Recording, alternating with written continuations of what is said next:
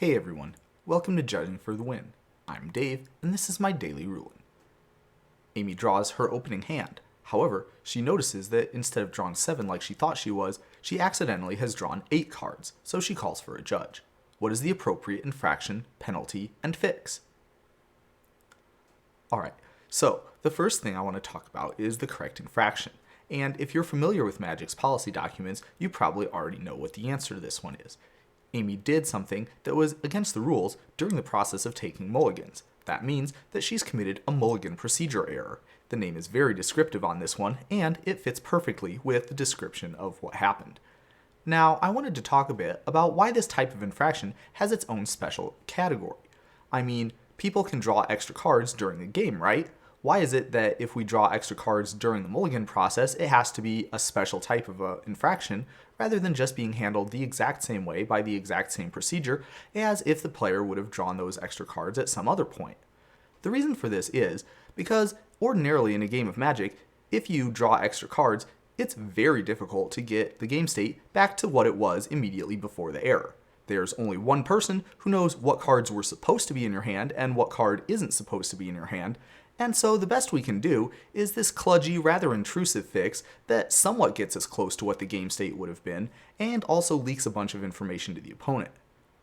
On the other hand, in the mulligan procedure error case, we can easily think of something that the player could do that relatively straightforwardly gets us back to a valid game state.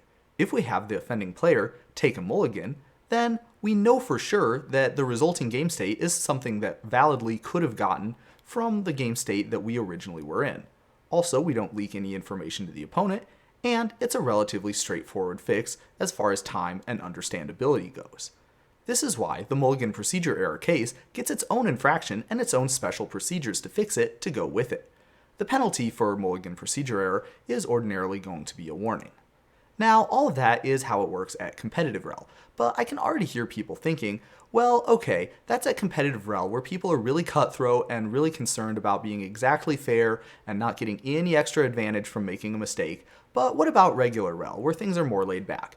Wouldn't it be a lot easier if we just had the player shuffle their cards back in and then draw the appropriate number?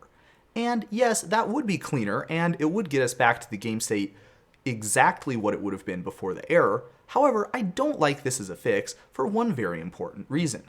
Let's say that a player looks at the first few cards of their opening hand and decides then and there that they're not going to be keeping.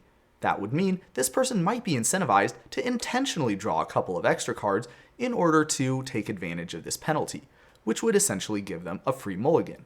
Obviously, incentivizing people to break the rules is not a situation that we want to be in, and so that's why I agree with the fix, even at regular rel, that the person should be forced to take a mulligan. That way, there's no incentive that the person could have in order to break the rules, because the situation that they get in from breaking the rules is always going to be worse, or at the very least, the same as the situation that they would have been in normally.